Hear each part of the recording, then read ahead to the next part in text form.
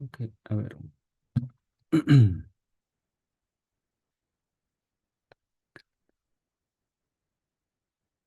Ya, está bien. Bien, el primer tema que vamos a tocar es sobre el teorema de Kelly-Monroe, o en algunos artículos lo van a encontrar como Monroe-Kelly, ¿no? Que es la base para la comprensión de la presión intracraneal, ¿ya? Sabemos que los pacientes que están en las unidades de cuidados intensivos, no solamente en cuidados intensivos, sino también aquellos pacientes que ingresan, por ejemplo, con un traumatismo encefalocraneano, ingresan con un DCB, ya sea un DCB isquémico hemorrágico o tal vez un paciente con un tumor cerebral. Todos estos pacientes sabemos que los encontramos en emergencia, en cuidados intensivos, hasta en hospitalización, ¿no? Entonces, este tipo de pacientes neurocríticos, tal vez lo podemos llamar así, todos ellos tienen algo en común, que es el incremento de la PIC en diferente grado. Y conocer el teorema de Kelly-Monroe nos va a dirigir adecuadamente sobre el manejo de este tipo de pacientes. Ya en cualquier servicio que estemos con un paciente con una patología neurológica, ¿no? Estamos hablando a nivel de encéfalo, craneal, craneal, ¿ya? No periférico, sino craneal. Bien, sabemos que el cráneo en el adulto es una estructura inextensible, ¿sí? Es una estructura que a diferencia del cráneo de los recién nacidos, los neonatos o pacientes pediátricos, ¿no? Los primeros meses de vida, en esos pacientes el cráneo puede distenderse porque todavía no se ha osificado las fontanelas. En cambio, en el adulto tenemos una estructura craneana dura, ¿no? Es el hueso, es duro e inextensible. Entonces, partiendo de esa característica del cráneo, vamos a describir qué órganos están dentro del cráneo, ¿no? Propiamente dicho. Tenemos al encéfalo. El encéfalo es la porción del neuroeje encerrada en la cavidad craneal. ¿Sí? Aquí tenemos todas las estructuras que están dentro de la cavidad craneal, ¿no? Dentro del cráneo, ¿no? Entonces, si ustedes observan esta imagen, hay una zona, hay una, hay un único lugar por donde se comunican, digamos, afuera del cráneo, ¿no? Estas estructuras. ¿Cómo se llama esa zona? Se llama el agujero magno, ¿ya? Es un orificio que está en el hueso occipital. A través del agujero magno ingresan la médula espinal, bulbo raquídeo y así se va subdividiendo, ¿no? Entonces, el encéfalo es la estructura que está encerrada en la cavidad craneal. Entonces, ¿qué sucedería si hay una hemorragia? Un DCB hemorrágico, cualquier sea la causa, ¿no? Hay una masa adicional al que existe normalmente. Entonces, esa masa adicional va a ocupar un espacio y al ocupar un espacio va a desplazar a las demás estructuras. Y como esto es tal vez ha sido traumático, el cerebro se edematiza y se extiende, ¿no? Se extiende. El único lugar por donde podría salir es esta zona que se llama el agujero magno. Entonces, todas las presiones, o perdón, las presiones, claro, se estarían orientando a salir por este agujero magno, ¿no? ahí, si es que hay una hipertensión endocraniana severa. Entonces, los signos iniciales que podrían aparecer serían cefalea, vómitos explosivos, somnolencia, intranquilidad, confusión, ¿no? Disminución de la escala de coma de Glasgow.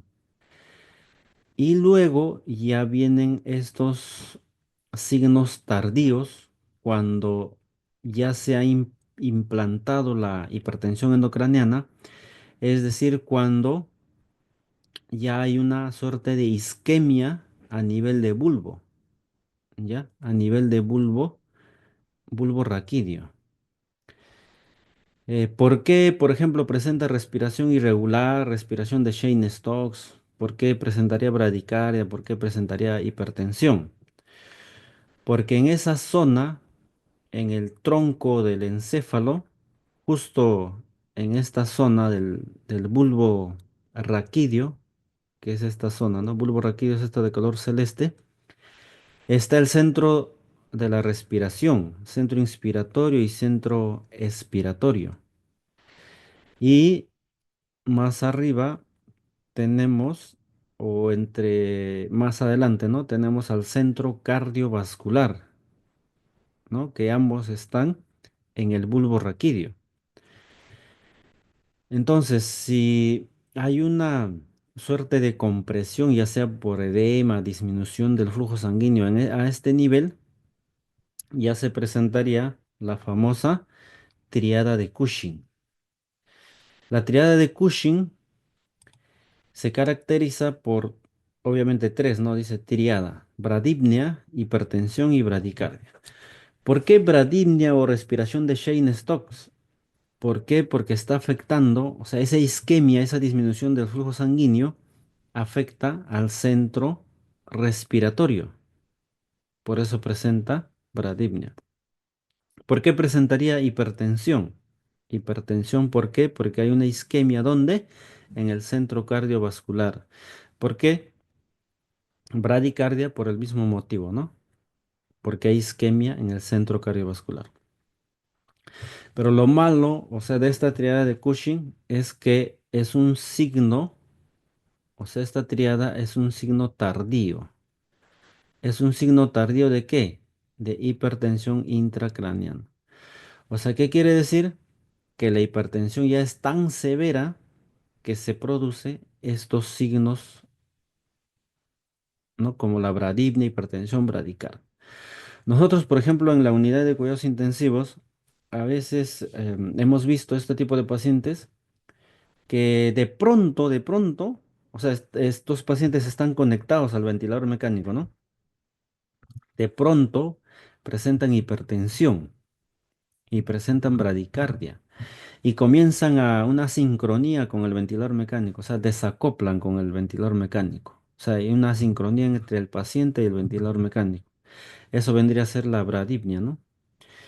Entonces, presenta hipertensión bradicardia, entonces ahí ya se están manifestando esta triada de Cushing.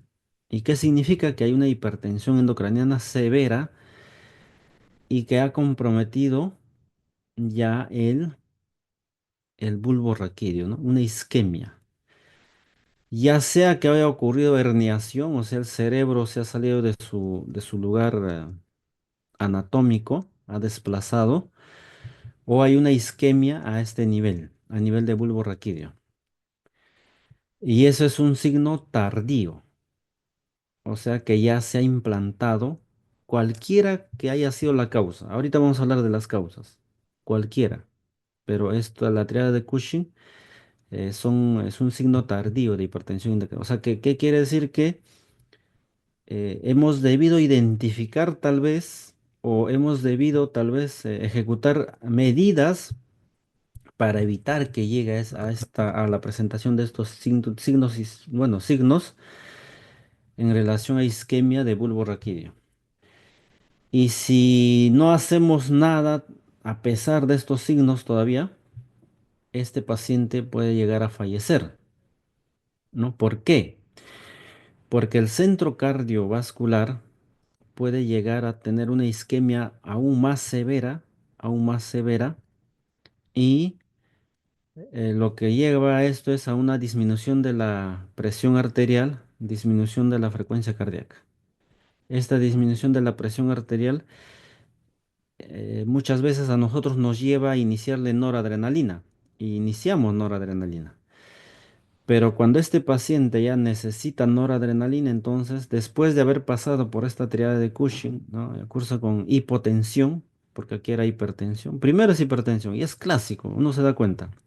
Luego viene la hipotensión, usamos noradrenalina para mantener al paciente con vida, y luego ya se le realiza la prueba del paciente de muerte cerebral. Muerte cerebral. Porque ha sido tanta isquemia, que ya no se puede hacer nada. Y lo que lleva a esto es, si tú le retiras la noradrenalina, el paciente fallece. Y obviamente está con vida porque está con ventilador mecánico. Si tú el ventilador mecánico, bueno, lo apagas a pesar que que puede estar sin sedación, también fallece, ¿no? Llega a fallecer el paciente. Entonces, lo que tenemos que evitar es llegar a este punto. Incluso esta triada de Cushing ya es muy tarde, ¿no? Si se presentan estos síntomas, signos, es muy tarde para nosotros. Nosotros tenemos que actuar antes. Entonces, vamos a ver lo que les decía al inicio, el teorema de Kelly-Monro o Monro-Kelly. ¿Qué es? ¿Qué nos dicen? Que la presión intracraneal es un producto delicado y dinámico, es producto de un delicado y dinámico equilibrio de los volúmenes que está contenidos en el cráneo. Ojo, o sea, hay un equilibrio entre los volúmenes que están contenidos en el cráneo.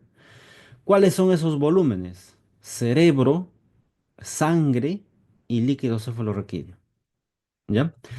Cerebro, ya sabemos, ¿no? La masa cerebral, hemisferio derecho, hemisferio izquierdo, el líquido cefalorraquídeo que está contenido en los ventrículos cerebrales, y la sangre. Ojo que aquí no se refiere a la sangre de los hematomas que pueden ocurrir, sino se refiere a la sangre de los vasos sanguíneos, ¿ya? De los vasos sanguíneos, tanto arterial como venoso. Ya, estos no son los hematomas. Entonces, tenemos tres volúmenes dentro de esa estructura rígida. Por ejemplo, ahorita ustedes, ¿no? Que están escuchando la charla, hay un equilibrio entre el volumen del cerebro, el líquido cefalorraquídeo y la sangre, hay un equilibrio.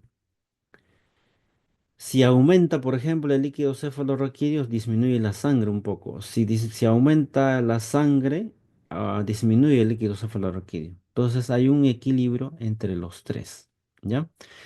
Entonces, el parénquima cerebral, ¿no? Se refiere al cerebro. Tenemos un 80% de toda la masa craneana, intracraneal, 80%. Un 10% corresponde al volumen de sangre y 10% al líquido cefalorraquídeo. ¿Ya? Entonces vamos a jugar con esas cifras. Obviamente en otros libros van a encontrar un 12%, 13%, pero trabajemos con 10%. 80% de cerebro, 10% de volumen sanguíneo y 10% de líquido cefalorraquídeo.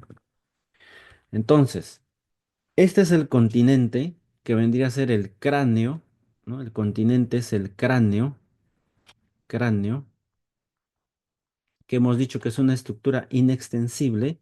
Y el contenido son tres volúmenes: tejido cerebral, líquido cefalorraquídeo y sangre. ¿Ya? Entonces, va a haber un equilibrio dinámico, nos dice el teorema de Kelly-Monro. ¿Qué significa? Por ejemplo, cuando aumenta aquí, fíjense el tamaño de este dibujo del líquido cefalorraquídeo es mayor, ¿no? A comparación de esta zona, es mayor y desplaza la sangre. Desplaza la sangre.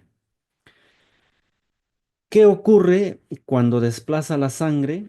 O perdón, ¿qué ocurre cuando aumenta el líquido cefalorraquídeo? Uno de los mecanismos es que disminuye el flujo sanguíneo, tanto venoso como arterial. ¿Para qué? Para que exista un equilibrio entre estos tres volúmenes. Si uno aumenta, el otro disminuye. Entonces ahí se va conservando el equilibrio. ¿Y a qué se refiere con el equilibrio? Mantener, miren, mantener una PIC, o sea, una presión intracraneana menor a 15 milímetros de mercurio. Ese es el objetivo, ¿ya? Mantener una PIC menor a 15. Entonces, ¿en qué casos sucedería incremento del líquido cefalorraquídeo? Aquí, por ejemplo, miren. En la imagen estamos viendo una tomografía con dilatación ventricular, ¿no? Dilatación de los ventrículos. Este es un ventrículo, vamos a ver, este es un ventrículo lateral, lateral izquierdo, y este es ventrículo lateral derecho. El tamaño de estos ventrículos no es ese tamaño. El tamaño es más o menos de esta forma, ¿no? Es delgado. Entonces, así es. Entonces, ¿qué sucede? Ha incrementado el tamaño, o sea, ha aumentado el líquido. ¿Y por qué aumentó el líquido? Porque hay una obstrucción del flujo. O sea, esto se conoce como hidrocefalia. Hidrocefalia. ¿Ya? Hidrocefalia. Entonces, cuando se está instaurando la hidrocefalia, al inicio va a ocurrir esto, incremento del líquido cefalorraquídeo y disminuye el flujo sanguíneo, el volumen sanguíneo, ¿no? Tanto arterial como venoso, pero solamente tiene un límite, no puede disminuirse completamente el volumen sanguíneo, hay un límite. Cuando ya sobrepasa ese límite, también puede ser desplazar un poco al líquido intersticial que hay en el tejido cerebral, pero ya no. Entonces ahí comienza a aumentar la PIC, comienza a aumentar la PIC, o sea, mayor a 15, 16, 17, ¿no? Cuando sobrepasa los mecanismos naturales de compensación. Y eso es lo que les decía, miren, el- estos son los ventrículos laterales normales, son de esa forma, y la parte negra es líquido cefalorraquídeo, líquido cefalorraquídeo. Y aquí, ya cuando hay un aumento de la PIC por hidrocefalia, entonces hay un desequilibrio entre los tres componentes, ¿no? Luego tenemos el otro componente que es la sangre, que vendría a ser el segundo componente. Cuando aumenta el volumen sanguíneo, o sea, no me refiero a un sangrado, ojo, sino al volumen sanguíneo arterial y venoso en un estado normal, se desplaza ¿quién? El líquido cefalorraquídeo. O sea, digamos que se sacrifica el volumen de líquido cefalorraquídeo. Todo esto con la finalidad de mantener una PIC menor a 15 milímetros de mercurio, ¿no? ¿En qué casos se aumenta el volumen sanguíneo? Por ejemplo, cuando hay hipercapnia, hipercapnia. O sea, cuando el nivel de CO2 arterial es mayor a 45 milímetros de mercurio, que está de este vaso, ¿no? Del diámetro de este vaso normal, y cuando hay vasodilatación, aumenta el volumen de sangre. Y si aumenta el volumen de sangre, tanto arterial como venoso, entonces aumenta el volumen intracraneano. Y ese aumento de volumen intracraneano puede aumentar la presión intracraneana. Y dicho sea de paso que el volumen sanguíneo arterial y venoso no es tan determinante porque tienen un límite, pero en cuestiones de neuroprotección ese monitoreo es determinante. Y ese flujo es determinante. Eso es lo que vamos a ver, ¿ya? Entonces, si aumenta la sangre, disminuye el líquido cefalorraquídeo. ¿Hacia dónde se va? Hacia la teca lumbar, o sea, hacia la columna vertebral. Entonces, aquí hay un aumento de PIC. ¿Qué es lo que pasa? Miren, cuando nosotros estamos con normocapnia, el CO2 entre 35 y 40, ¿no? O sea, una media de 40, el vaso sanguíneo intracerebral tiene un diámetro establecido. Pero cuando hay hipocapnia, ojo, cuando hay hipocapnia, o sea, el CO2 en la sangre arterial está menos de 30 milímetros de mercurio, hay vasoconstricción. Vasoconstricción. ¿Ya? Entonces, esta hipocapnia a veces o sea, a veces utilizan esta terapia hipocapnia permisiva, permisiva, ¿no? Más o menos 30, 45 minutos. Esto se induce utilizando el ventilador mecánico, aumentas la frecuencia respiratoria o aumentas el volumen tidal, entonces produces hipocapnia, o sea, estas barres el CO2. Al producir hipocapnia, se produce vasoconstricción cerebral. Y esto se utiliza en un estado, por ejemplo, de un paciente agudo, un neurocrítico agudo, cuando tiene un edema cerebral y se está iniciando la terapia de neuroprotección, pero solamente puede durar 30, 45 minutos. No puede ser más, ¿no? Es como una terapia inicial. Hace 10 años se utilizaba, pero ahora algunos médicos lo utilizan como una terapia, pero solamente hay un límite de tiempo, ¿no? El otro tema es la vasodilatación. La vasodilatación, ¿quién la produce? La hipercapnia. O sea, la hipercapnia produce vasodilatación. Cuando la presión parcial de CO2 es mayor a 45 milímetros de mercurio, cuando es mayor, se produce vasodilatación cerebral, o sea, las arterias incrementan su diámetro, ¿ya? Incrementan el diámetro. Y al incrementar el diámetro en el cerebro, ¿qué hemos dicho? Aumenta el volumen sanguíneo, la hipercapnia. Entonces, al aumentar el volumen sanguíneo, ¿cuál es la consecuencia? Aumentar la PIC. Entonces, el teorema de Kennedy-Monroe nos dice, cualquiera de los factores que se incremente, aumenta la PIC. Ya sea cerebro, ya sea líquido cefalorraquídeo o ya sea la sangre, volumen sanguíneo, aumenta la PIC. Pero antes de que aumente la PIC tan intensivamente, hay mecanismos de compensación, ¿no? Hay mecanismos de compensación. Entonces, en el paciente que está conectado a ventilador mecánico, debemos mantener una normocapnia. Normocapnia. O sea, una media de 40 milímetros de mercurio, del CO2. No irnos a la hipercapnia, porque si nos vamos a la hipercapnia producimos vasodilatación y si nos vamos a la hipocapnia producimos vasoconstricción, que en un paciente con edema cerebral y con isquemia puede ser perjudicial, ¿no? El tercer componente que aumenta es el tejido cerebral, ¿no? Tercer componente. Por ejemplo, ¿cuándo aumenta? Cuando hay tumor, un tumor. O tal vez aquí ya viene el tercer componente que es el hematoma o son los hematomas. Los hematomas se consideran parte del tejido cerebral y su incremento corresponden al incremento del volumen del tejido cerebral, los hematomas, ¿ya? Estamos hablando de hematoma epidural, hematoma subdural o hematoma intraparenquimatoso, o sea, en vez de tumor, imagínense que fuera sangre esto, ¿no? Entonces, este volumen es un volumen adicional. Y si hay un incremento de un volumen adicional de masa de tejido cerebral, ¿no? Incremento, ¿quiénes se sacrifican? El líquido cefalorraquídeo y el volumen sanguíneo. O sea, inician sus mecanismos de compensación para evitar que la PIC sea mayor a 15. O sea, se tiene que evitar. Entonces, ellos, ¿qué hacen, no? Cuando hay un edema cerebral, un tumor, un hematoma, ¿qué es lo que hacen? El líquido cefalorraquídeo disminuye su volumen y el volumen sanguíneo disminuye también su volumen, pero hasta cierto límite, porque no se puede eliminar completamente, hasta cierto límite.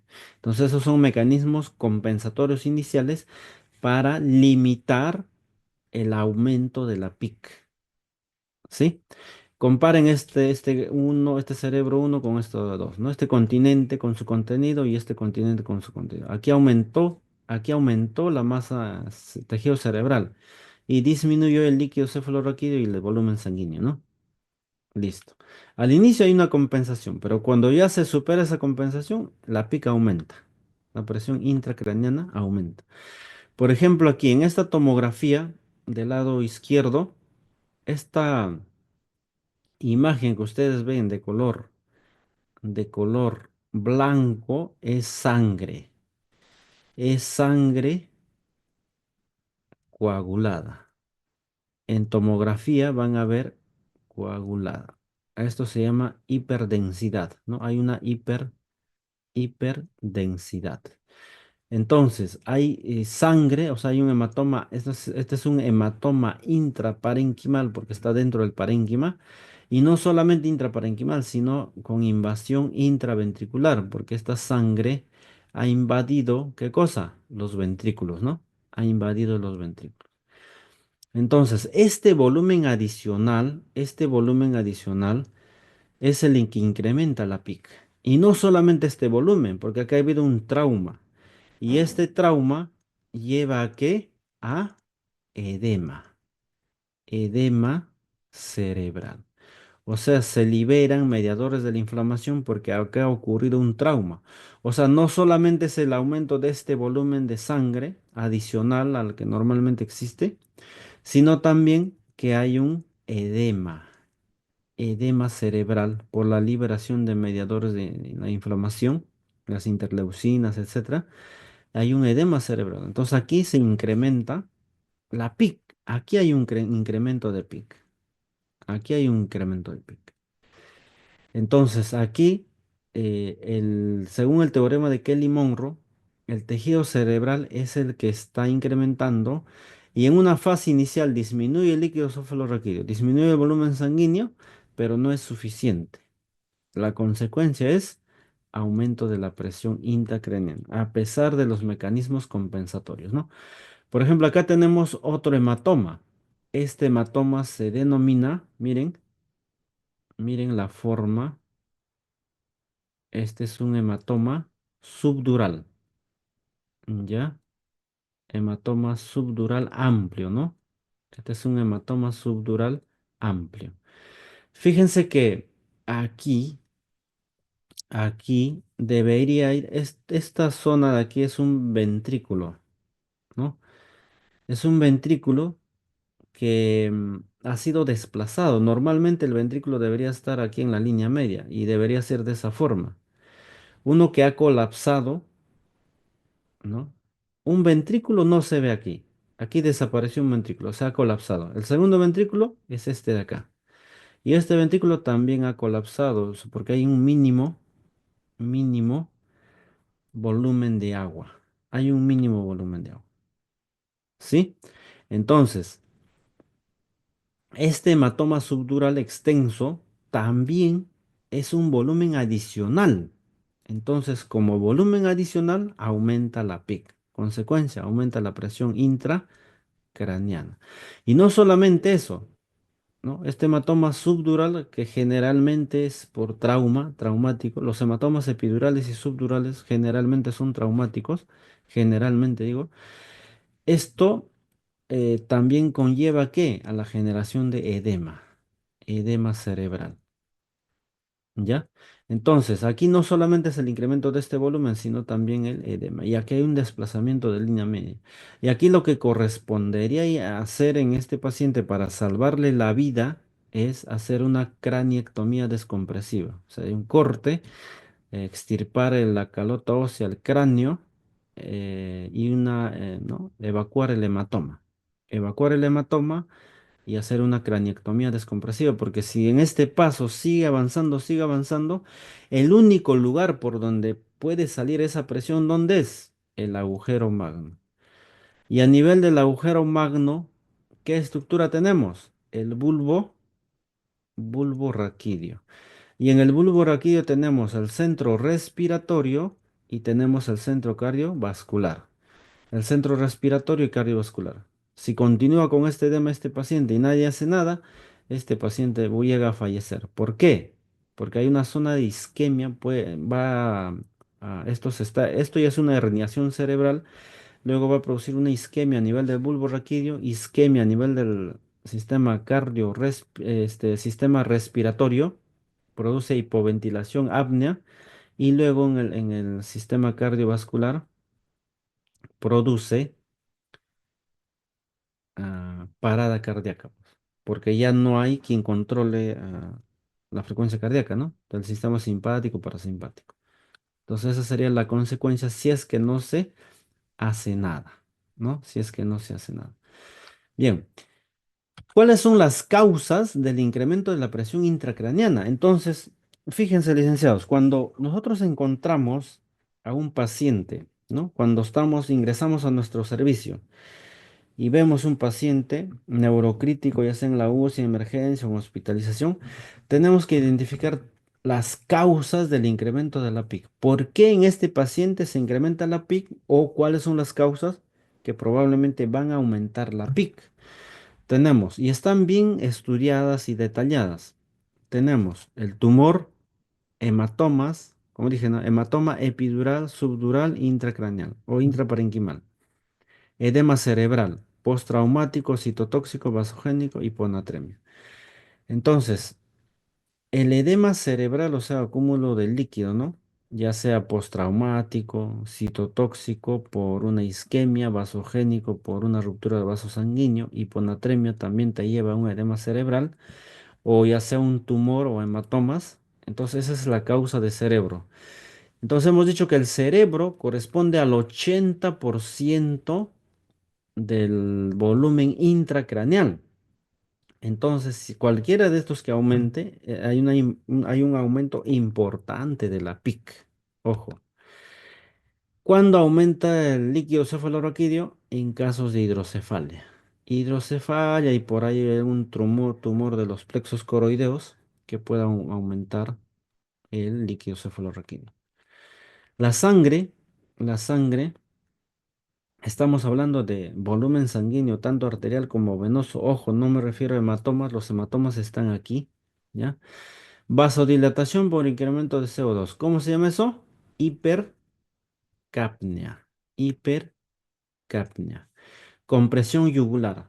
Por eso es que en el paciente que está en la UCI, paciente neurocrítico, se tiene que mantener una elevación de la cabecera, 35, 40 grados, y que la cabecera no doble, no incline, sino que mantenga esa línea entre cabeza, cuello y tronco, ¿ya? No puede estar la cabeza lateralizada, porque esa lateralización disminuye el flujo sanguíneo cerebral y eso aumenta la PIC, ¿ya? Y las PIP alta, ¿no? Cuando el paciente está con ventilador mecánico, una PIP alta disminuye el retorno venoso. Entonces, eso también es una causa de incremento del volumen, ¿no? Y en consecuencia, incremento de la PIC. El 10% del líquido cefalorraquídeo, 10% del volumen sanguíneo. ¿Quién es mayor? ¿Quién es el determinante? El cerebro, ¿no? Cerebro. Pero este líquido cefalorraquídeo en algún momento también puede ser determinante cuando hay hidrocefalia. Cuando hay hidrocefalia es determinante, 100% determinante. Pero cuando no hay hidrocefalia, un 10% de volumen, ¿ya? Ahora, el teorema de Kelly-Monroe nos dice que el volumen total de los componentes es constante y si alguno aumenta, los otros componentes compensarán disminuyendo. Es lo que dijimos, ¿no?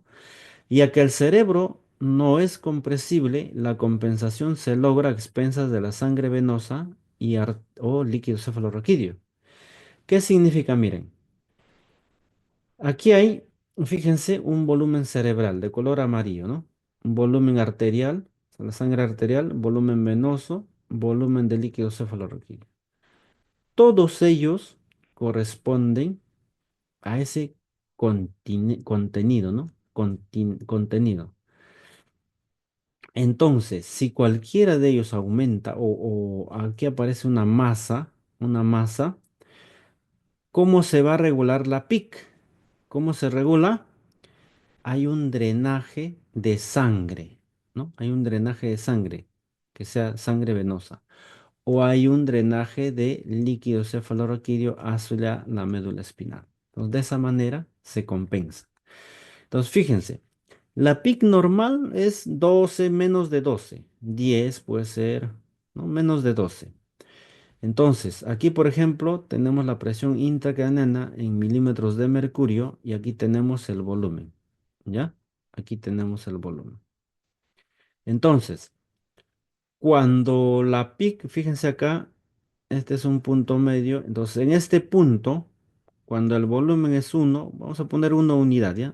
Cuando el volumen tiene una unidad, la PIC es 10, o sea, normal. La PIC normal. Pero cuando aquí, por ejemplo, aparece una masa intracraneana, vamos a ponerle parece, ¿no? Un hematoma epidural. Vamos a agregarle aquí. Hay una masa que no había inicialmente. Aquí, fíjense aquí que no está esa masa. Entonces aumentó un hematoma. Vamos a poner ya. Hematoma epidural. Epidural. Entonces, al aparecer hay una nueva masa, la PIC aumenta. La PIC aumenta, ¿no? Entonces la PIC aumenta, o sea, aparece un nuevo volumen. Imagínense, el volumen era uno, ahora hay tres veces, un poco más, tres veces ese volumen. Y al aumentar ese volumen, aumenta la PIC de 10 a 20, porque hay un nuevo volumen. ¿Quiénes se sacrifican? Se sacrifica el líquido cefalorraquídeo y la sangre, ¿no? Hay un drenaje venoso. Pero esta es en una fase inicial para evitar que la PIC siga aumentando. Pero va a llegar en un momento en que esa masa craneana, que puede ser ese hematoma, ¿no? Hematoma epidural, fíjense que ha crecido, comparen este hematoma con este hematoma, ha crecido, ¿no? Ha crecido significativamente. Entonces, este hematoma epidural va a desplazar aún más al líquido cefalorraquídeo y a la sangre. Pero llega a un límite en que aumenta un poco el volumen, pero la PIC va a aumentar en mayor intensidad. Si aumentas, por ejemplo, ni media unidad, fíjense, la curva se hace más empinada hacia arriba, ¿no? Hacia arriba. Entonces, ¿qué quiere decir esto?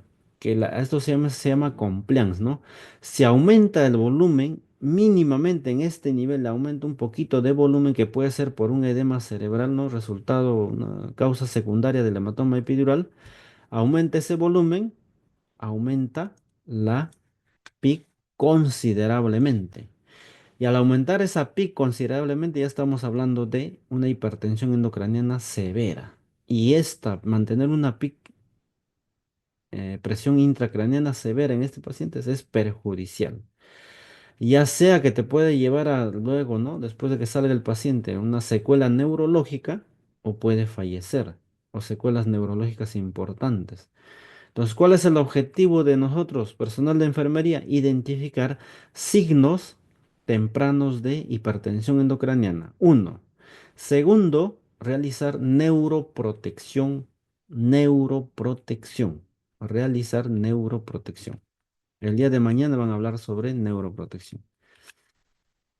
Entonces, miren, los mecanismos compensatorios inmediatos son disminución de volumen de líquido cefalorraquídeo por flujo salida hacia la teca lumbar y disminución del volumen sanguíneo cerebral. Estos dos lo hemos hablado varias veces, ¿no? Son inmediatos. O sea, el líquido cefalorraquídeo baja a la teca lumbar, el volumen sanguíneo baja a la parte inferior, ¿no? de la cabeza, al corazón y por ahí se distribuye. Y signos tardíos, disminución del líquido extracelular. Este es el líquido intersticial. ¿Ya? Entonces, fíjense aquí en esta tomografía. Fíjense acá. Miren, esta tomografía de la izquierda es una tomografía normal. Miren los ventrículos. Esta es una tomografía normal. Esa parte interna de color negro es líquido cefalorraquídeo. ¿Ya? El color negro es líquido cefalorraquídeo. Y este es el tamaño normal. Y fíjense otra cosa, acá el cerebro tiene circunvoluciones, circunvoluciones ¿ya? Incluso tiene cisuras, la cisura de Silvio, la cisura de Rolando, ¿no? Tiene circunvoluciones. Las arrugas son espacios virtuales donde hay un poco de líquido cefalorraquídeo, ¿no? Que es el espacio subaracnoideo. Y esto es lo normal, ¿ya? Esto es normal. Es normal que nuestro cerebro tenga circunvoluciones. Y fíjense aquí, el hematoma, ¿no? Hematoma epidural es es característico de un trauma, de un TEC, hematoma epidural, traumatismo epidural, encéfalo-craneano, TEC. Ya sea el paciente se cayó, le tiraron una piedra, un golpe contuso, contundente en esta parte del cráneo, ¿no? Sangra, las arterias meningias sangran y se detienen. Entonces tienen esta forma característica. ¿Por qué yo digo que es un hematoma epidural? Porque tiene la forma de un lente bicóncavo. Mírame, lente bicóncavo. ¿Ya? Entonces, este hematoma epidural, como están viendo ustedes, ha desplazado, como es un TEC, y el TEC es traumático, y este hecho de romperse aquí la arteria, por ejemplo, meningia, y sangrar libera mediadores de la inflamación.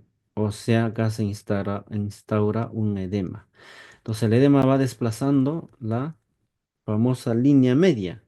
Miren, si yo trazo aquí una línea media, desde este punto de la hoz del cerebro hasta otro lado de la hoz del cerebro, el lado derecho con el lado izquierdo son iguales, como un espejo.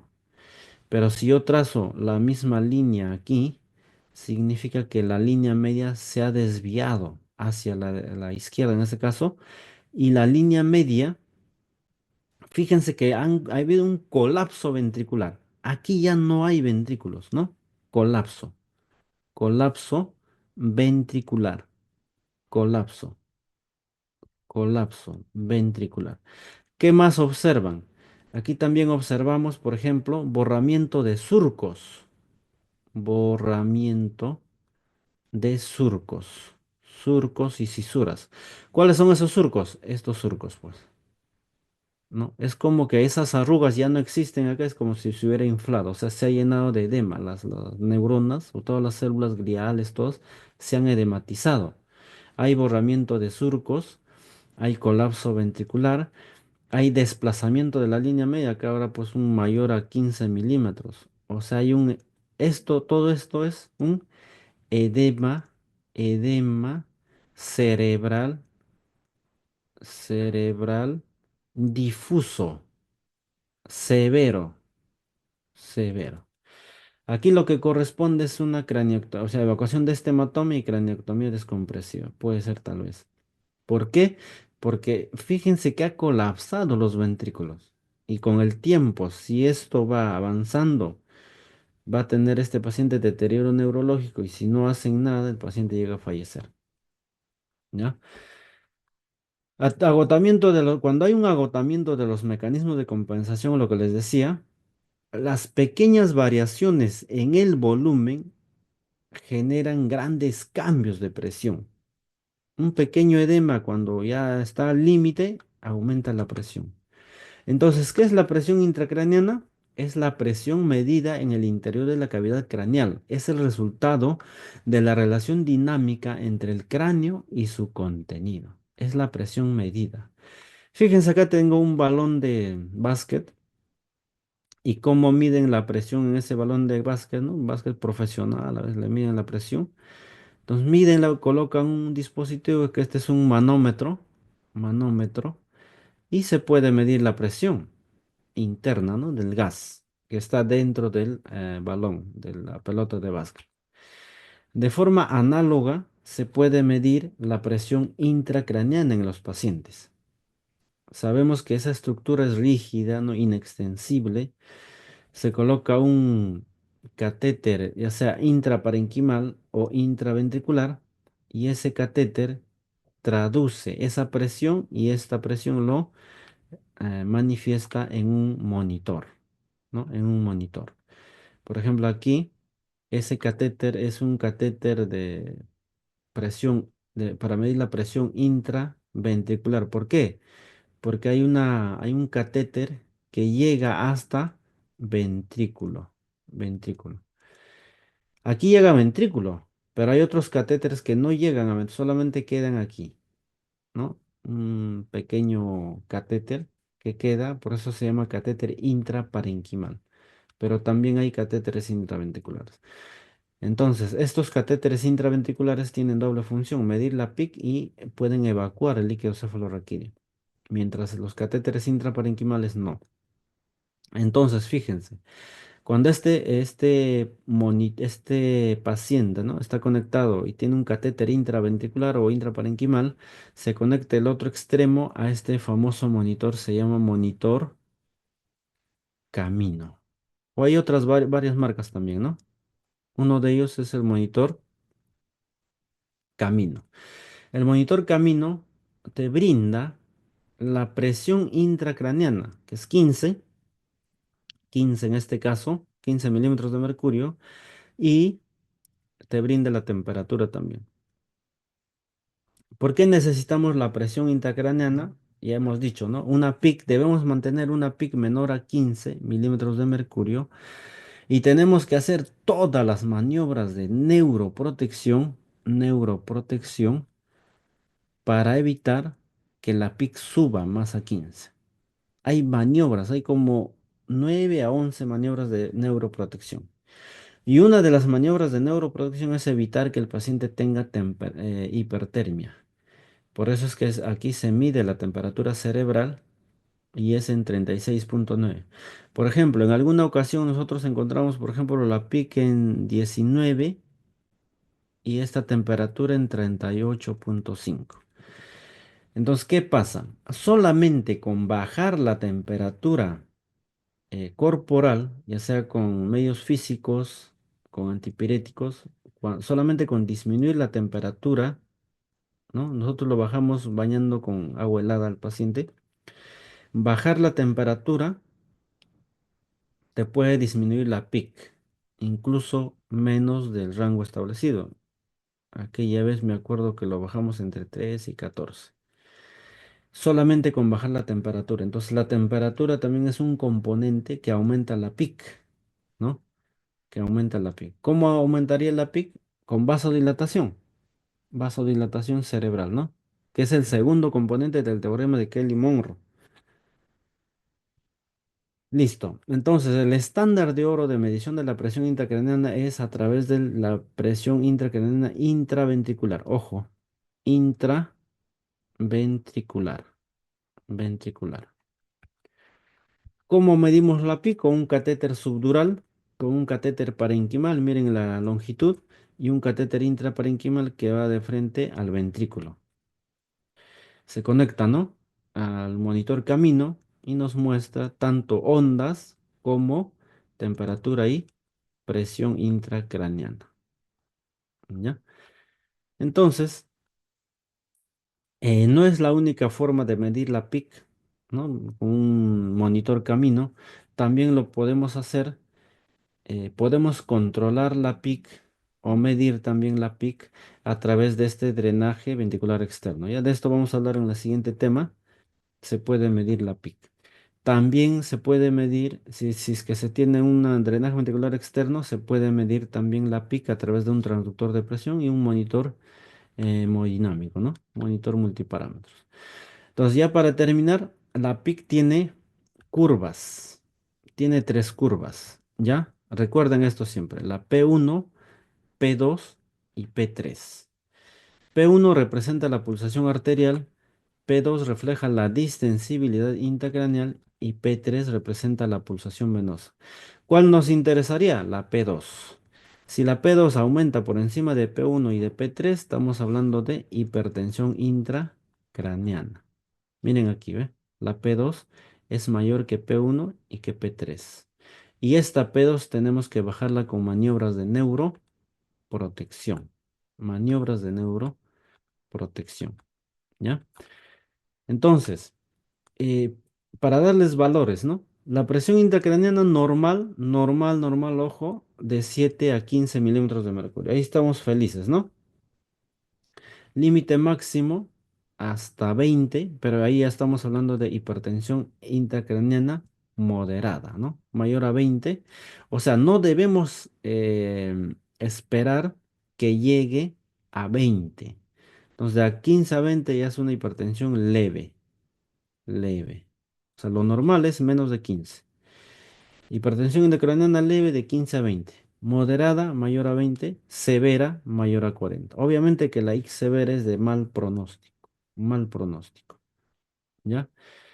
Entonces, una elevación sostenida de la PIC por encima de 20, secundaria a pérdida de los mecanismos compensatorios existentes en el cráneo y el contenido, ¿no? Hemos dicho que lo que inicia primero es el drenaje venoso, drenaje eh, ve- ventricular del líquido cefalorraquídeo. Si compensa, o sea, si drena, por ejemplo, 20 acá, 20 o 30 o 40 por aquí, 40 por acá, ya no puede drenar más, supera la capacidad de compensación del cerebro. Entonces, para terminar, recuérdense siempre, el teorema de Kelly-Monro nos va a guiar nuestra intervención de enfermería. Nos guía. Tres componentes: sangre, líquido cefalorraquídeo y cerebro. ¿Cuándo aumenta el cerebro? Eso tenemos que tenerlo bien en claro. Hematoma, hematoma epidural, hematoma subdural, hematoma intraparenquimal o edema cerebral. ¿Cuándo aumenta el cerebro? Tumores, tumor cerebral, ¿no? Esas son las causas principales. Y el edema, edema cerebral. ¿Cuándo aumenta la sangre? ¿Cuándo aumenta la sangre? Volumen sanguíneo venoso o arterial. Cuando hay hipercapnia. Cuando hay hipercapnia y fiebre. Hipercapnia y fiebre. Entonces, si tu paciente tiene hipercapnia, bájale el CO2. Si tu paciente tiene fiebre, baja la fiebre. Entonces ya estás trabajando con un componente. Con el otro componente, por ejemplo, el cerebral, edema cerebral, administra a las horas exactas la manitol o solución hipertónica, ¿no? Y con el líquido cefalorraquídeo, corresponde también a un 10% del componente, cuando aumenta en hidrocefalia. Ahí sí no podemos hacer nada. Si el paciente tiene una hidrocefalia implantada, tiene que colocarse un drenaje ventricular externo. Pero, ¿cómo hacemos nosotros? Nada, simplemente monitorizar signos de las pupilas, Glasgow si no tiene sedación o analgesia, o si no, pupilas si está con sedación y analgesia. Muy bien, gracias. Si hay algunas preguntas en esta primera parte,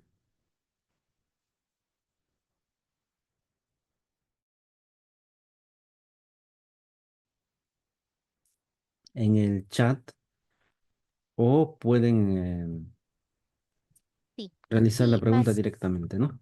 sí, sí, como dijo el magíster, pueden interactuar en el chat de Zoom las preguntas que tengan o también pueden levantar la manito para poderle ceder el micro. Mientras, informarles que voy a estar enviando el link de asistencia al chat de Zoom para que puedan registrarse.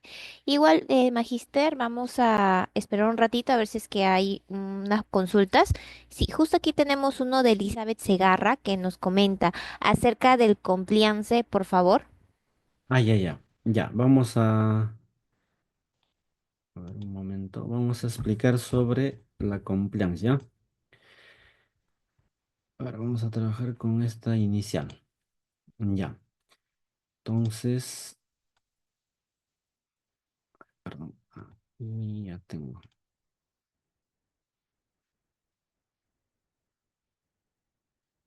Ya. Miren, cuando ustedes escuchen este término de compliance se refiere, aquí, a ver, aquí no está, ¿no? Ya, vamos a escribir. En ventilación mecánica también se utiliza este término, ¿no? Que se llama compliance o también se llama distensibilidad. Distensibilidad. Ya. Entonces, cuando hablamos de compliance y distensibilidad, nos estamos refiriendo a la relación que existe entre la presión y el volumen. Sí se ve lo que estoy escribiendo, ¿no? Presión y... Ya, sí se ve. presión y volumen, ¿ya? Distensidad, presión y volumen. Ahora, ¿cómo es esto? Miren, la peak normal, ¿cuánto dijimos? Menos de 12, ya, menos de 15.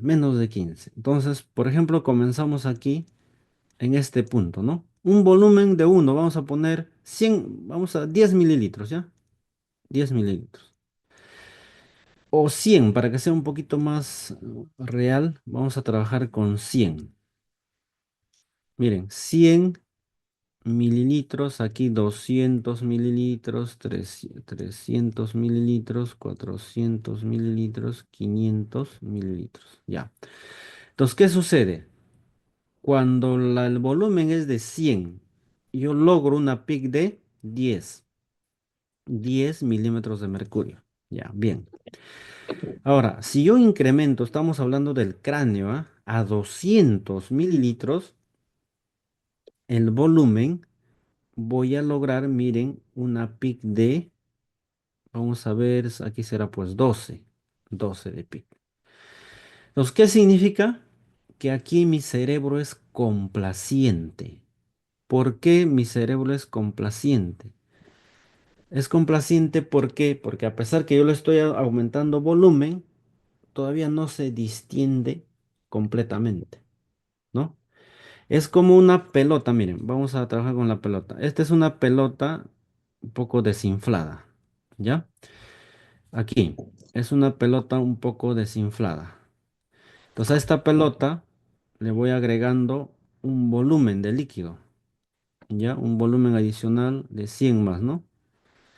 Al aumentar ese volumen de líquido, aumenta a 12 milímetros de mercurio. Luego, cuando yo aumento volumen 300, miren 300, ¿y cuánto de presión me aumenta? Más o menos, vamos a un 16, ¿ya? Milímetros de mercurio, de presión. Entonces aquí, ¿cómo estaría la pelota? La pelota ya estaría de esta forma, ¿no? Casi lleno ya. O sea, está llenándose de volumen a su capacidad, porque la pelota tiene una capacidad igual que el cerebro. Pero si yo sigo, miren, sigo aumentando 400 mililitros más, miren, aumento 400 y fíjense, la PIC aumenta a 22, ¿no? 22 milímetros de mercurio. Aumenta la PIC. ¿Y cómo sería, cómo estaría mi pelota? Mi pelota ya estaría repleta, llena de líquido, ¿no? Llena de líquido. Aquí ocurre el problema, ¿no? Imaginen la pelota o el cerebro. Aquí hay un problema. ¿Por qué? Porque si ustedes aumentan un pequeño volumen, vamos a suponer que es 500 a la mitad, aumentamos 500, fíjense que la presión sube, está subiendo de forma vertical, no es de forma horizontal. O sea, ¿qué significa? Con incrementos pequeños de volumen, la presión sube sustancialmente. Y eso es lo que ocurre acá. Miren, miren la pelota que ya está ya repleta, casi repleta. ¿Cómo estaría si ustedes aumentan el volumen? Miren, así circular ya, ¿no? Ya no tendría arrugas, ya no tendría ninguna arruga, estaría distendido. Por eso se habla de distensibilidad. O sea, tú aumentas volumen y la presión aumenta. Y si aumento la mitad, ¿no? Que sería 250 más de volumen, entonces la pelota ya estaría, o sea, bien distendida a su máxima distensibilidad, ojo, a su máxima distensibilidad, que ya estaría, por ejemplo, a punto de reventarse, supongamos, ¿no? Entonces, esto es lo que ocurre con el cerebro. Y la presión aumenta. Miren, miren la presión aquí, estamos en este punto. A ver, vamos a ver, derechito por acá. La presión aumenta a 32. Mira, vamos a comparar aquí. Yo aumenté al inicio de 100 a 200 y aumentó solamente 2 milímetros de mercurio. ¿Por qué? Porque mi pelota estaba desinflada. Pero aquí aumenté de 400 a 500 mililitros, 100 mil, lo mismo que al inicio, pero la diferencia de presión de aquí a aquí es más o menos de 22 a 32, o sea, 10 milímetros de mercurio. ¿Se dan cuenta? Entonces, en este punto, aquí en este punto, imagínense un cerebro edematizado con un hematoma epidural. ¿Cómo, cuál sería la consecuencia? Lo malo que en el cerebro tenemos vasos sanguíneos, tenemos arterias, venas. Entonces las venas y arterias colapsarían, colapsan. Y ese colapso te lleva a isquemia cerebral. Esa isquemia en determinadas zonas del cerebro, como por ejemplo en el bulbo raquídeo, hay una isquemia a nivel del centro cardiovascular y ahí aparecen, por ejemplo, aquí ya, triada de Cushing, triada de Cushing. ¿Por qué? Por una isquemia a nivel de bulbo, ¿no? O tronco. ¿Y cuáles son las características? Bradicardia, hipertensión y eh, disturbios ventilatorios. Tríada de Cushing. Y aquí ya es muy tarde, pues. Por eso es un signo tardío de hipertensión endocraniana. Nosotros tenemos de que darnos cuenta aquí o aquí, ¿no? Evaluando Glasgow, evaluando pupilas. Pero aquí es muy tarde, ¿ya? Esa es la compliance. Muy bien, licenciado. Buena pregunta. A veces por cuestión de tiempo no podemos desarrollar, ¿ya? Listo. Muy bien. Entonces, no se olviden, por favor, lo de hoy día, lo de hoy día es teorema de Kelly-Monroe. Tres factores: cerebro, líquido cefalorraquídeo y sangre. Cualquiera de los tres aumenta, aumenta la PIC. Y vamos del otro lado. Si yo quiero trabajar en disminuir la presión intracraneana, trabajo en los tres. En el cerebro, puede ser manteniendo, administrando a la hora o exacto nuestras soluciones hipertónicas. Uno de ellos, ¿no? En el líquido cefalorraquídeo tal vez tiene drenaje ventricular, manteniendo al nivel el drenaje ventricular. A nivel de vaso sanguíneo, la posición de la cabeza tiene que ser entre 30, 35, 40 grados centígrados, o sea, la cabecera elevada. ¿Para qué? Para favorecer el drenaje. ¿Qué queremos que drene? Sangre y líquido cefalorraquídeo. Y la cabeza no puede estar inclinada a ninguno de los lados. ¿Por qué? Porque esto me aumenta la PIC, ¿no? No es que disminuye el drenaje venoso, ya sea en ese lado, izquierdo o derecho. Entonces es importante eso. Ya, listo. Muy bien, creo que ya no hay más preguntas. Podemos ir al otro tema, ¿no? Dicen señorita.